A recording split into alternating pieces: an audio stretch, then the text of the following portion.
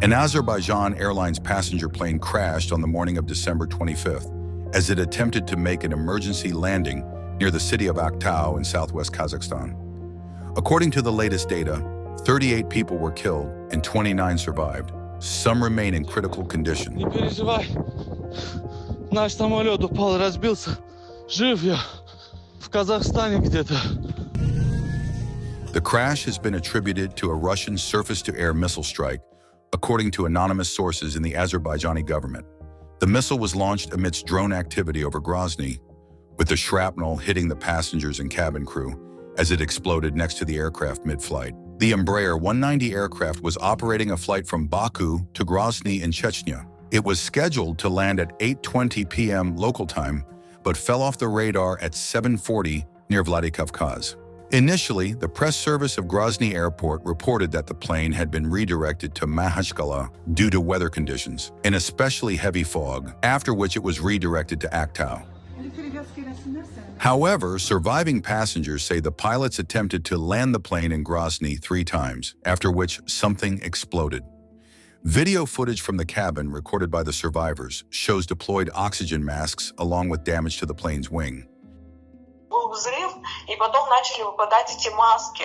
И потихоньку вот так вот, как взрываться. Стало страшно на самом деле. Начали взрываться маски и выпадывать. Вот, по итогу маски все взорвались, и уже видно, что по бортпроводнице было, что как что-то происходит, какая-то суета. Всех заставили надеть жилеты желтые, надуть их, и не снимать маски. Летали, кружили, наверное, где-то около часа.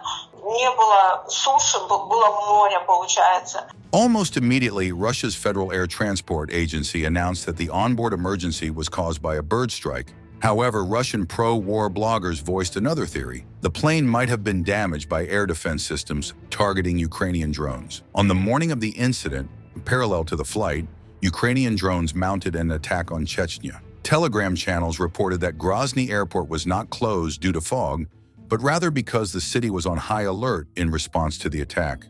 Debris from the drones even struck a local shopping mall. The wreckage of the crashed plane shows distinctive damage to the fuselage, resembling marks left by shrapnel.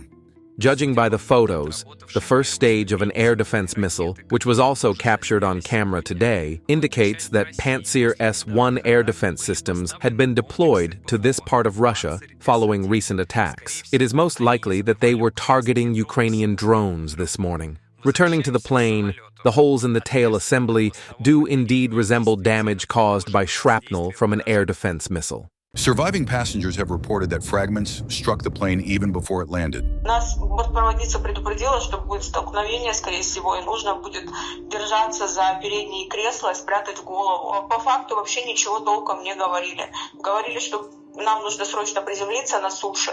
Нам нужно держаться за передние кресла, спрятать голову, желательно под голову вообще что-то мягкое. По итогу, когда мы уже приземлились, было 2 удара, я держалась за кресло, и просто левую часть, правую, по-моему, часть, где окно было, прямо ее все снесло, то есть передняя часть взорвалась из самолета, я сидела в задней части. Когда я уже проснулась, пришла в себя, я увидела, что мне зажало ногу, я вытаскивала эту ногу я повредила, у меня шрам там, сама выбралась из самолета.